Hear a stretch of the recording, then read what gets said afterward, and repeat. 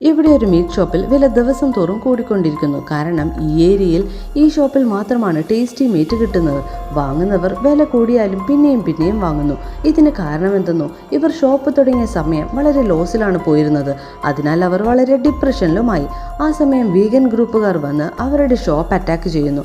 അതിലൊരുത്തനെ അവർ കണ്ടിരുന്നു.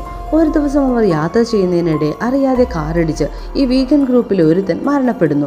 പോലീസിനെ വിവരം അറിയിക്കാൻ പോയ ഹസ്ബൻഡിനെ ഭാര്യ വിലക്കുന്നു. ഡെഡ് ബോഡി അവർ വീട്ടിലേക്ക് കൊണ്ടുപോവുകയും ഹസ്ബൻഡ് രാത്രി ഡെഡ് ബോഡി നുറുക്കി ഫ്രിഡ്ജിലും വെക്കുന്നു. രാവിലെ എണീറ്റ് വരുമ്പോൾ കുറച്ച് മീറ്റ് കാണുന്നില്ല. വൈഫിനോട് ചോദിക്കാൻ വന്നതും ഒരു കസ്റ്റമർ പറയുന്നത് കേൾക്കുന്നു. രാവിലെ വാങ്ങിയ മീറ്റ് ഉണ്ടെങ്കിൽ ഇനിയും വേണം, അത് സൂപ്പർ ടേസ്റ്റ് ആയിരുന്നു. അന്നേരം ഹസ്ബൻഡിന് മനസ്സിലായി വെട്ടിവെച്ച മീറ്റാണ് കസ്റ്റമർക്ക് കൊടുത്തതെന്ന്. ശേഷം അവർ വീഗൻ ആളുകളെ കണ്ടുപിടിച്ച് കൊന്ന് ഇറാനിയൻ പിഗ് മീറ്റ് എന്ന രീതിയിൽ വിറ്റ് പണമുണ്ടാക്കുന്നു. അവസാനം പോലീസ് പിടിയിലായി അവരെ തൂക്കിലേറ്റുന്നു.